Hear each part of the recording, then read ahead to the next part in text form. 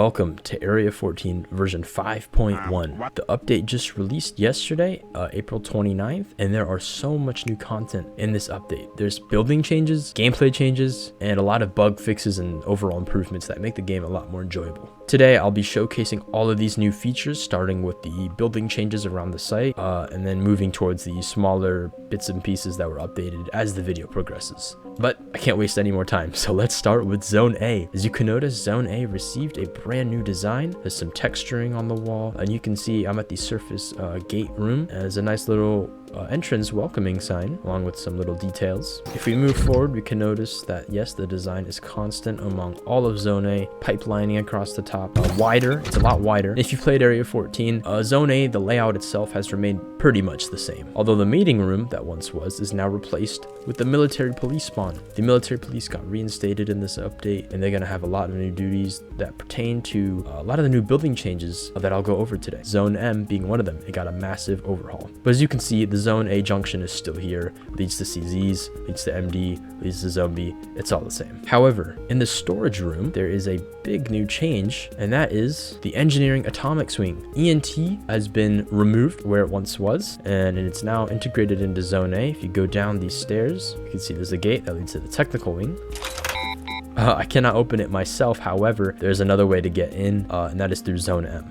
If we move down to where ENT once was, you can see the door leading to the stairwell and the elevator are gone. However, it's been replaced with this new brown door, and these brown doors signified, yep, you guessed it, Zone M. Zone M has received a complete overhaul. I mean, I think this is the biggest revamp we've ever seen to a zone in Area 14. Here's one of the rooms, a water treatment room. And this place is actually a maze. Like, every time I've been in here, I've gotten lost somehow. Like, a ladder down here? Where do you go? This way? It's really complicated. All of these new hiding spots and directions allow Class D to hide a lot easier, and I think that's what military police's main objective will be, is to secure Zone M due to its just enormous size. Over here, we've made it to the hub. If you played Area 14, this place has remained untouched. However, you would know that they were just teleporters right here. You'd go up to them, hold E, and it'd take you to the designated area. But that is not the case with this revamp. Teleporters are a thing of the past. Now there's some directions that tell you where to go. I think this is a lot more engaging and adds to the atmosphere a lot more. If we move over here into Zone M, we can notice, yes, we've now been connected to the ENT sector. This is Zone A, you can tell by the striping, and if we look over the window, what's that? That's coolant pumps. Coolant pumps have been moved into Zone A to match the ENT update, of course. And if we head in here, we can see a nice little area. Also notice this is MP station, probably one of MP's outposts. If we head back up and continue down the doorway, we can see we're met at this little junction, and this is really where all the big stuff is at. We have reactor control in here. It looks like it's been put on maintenance for the time being. Probably going to expand this update even more. And over here we have the atomics. Here you can see we got the control rods to the reactor. There's two of them. There's this little control room in here, which, oh, it doesn't even exist. Yeah, I think they're saving some of this stuff for a future update, but it still looks really cool. And if we go up these very steep stairs, we have ENT spawn right here, which has remained untouched. It's still the same. And over here, which I can't open, leads back to Zone A. So those stairs were where we were in the storage room. Eventually, though, through lots of endless walking, you'll make it to here. And this is, yep, SD spawn. But you'll notice it does not look like how it did a couple days ago. That is because, yes, security department spawn has received a completely new look.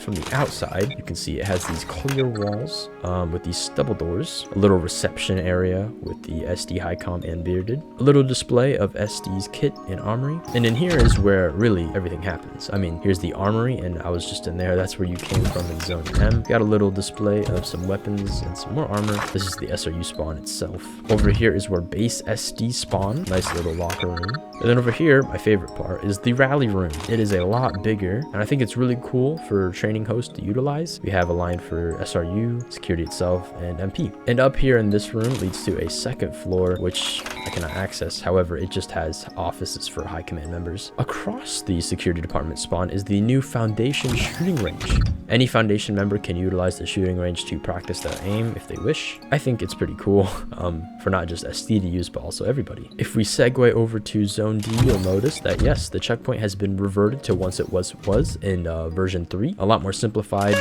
I think everyone agreed that nobody uses the checkpoint that they had before. If we move over to TSC, we can see that yes, it got some changes as well. There are now catwalks that extend between both balconies. Oh, shut up. And one of them leads to the new Class D MD. In this Class D ward, MD can conduct checkups or whatever they want to do on the Class D itself. There was a small medical bay here before, but they just decided to revamp it, as I think it pertains to the TSC and Zone D style a lot more. Another change is the red ladder, of course. Many people were probably going to question what happened as a part of the Zone M revamp. It's still here, a lot more detail, however, and it takes you up into this long hallway, where from there it becomes the maze. So good luck. Over in the containment zone scanners, we can notice that yes, the checkpoint got a little redesign. It's nothing major, but it's still cool to see. LCZ and MCZ did receive a lot of changes, and as we can see, yeah, it's a lot different. Whole new redesign to LCZ. The layout itself is remained the same. The containment chambers of many SCPs have changed, and they all vary from depending on what SCP it is. Some SCPs have bigger containment chambers, and some SCPs got a fresh new look like 999. I think this is a really cool room. There's also fire doors implemented within the containment zones now. There's not many, but they're there for MTF to use in the event that, I don't know, a lot of affecteds were scattered around containment zones and they need to shut it down. One big change though is that 008 infected zombies can now break down fire doors. That'll change the gameplay quite a bit on how 008 works. SCPs 009 and 018 both got deleted in this recent update. However, they will probably be back in some revamped way that will make them even cooler. Back into the entrance of LCZ, you might ask, did the breach shelter change? To that I answer back, yes it did. Got a little redesign with some tables. The hazmat gear is one of the new features in the update. They can be utilized by personnel in the event of some catastrophic event like an 008 outbreak, for example. These protect from 008 for a couple of hits, although you still can get turned into a zombie, though it provides some immunity in a way. MCZ, like LCZ, did receive a new design to it. As you can see, the ceiling and the wall all have some textures to them if you look very closely. The layout, like LCZ, is the same. However, one disappointing fact is that, yeah, the containment chambers remain untouched. Don't worry though, as I believe they'll be updated in a future update.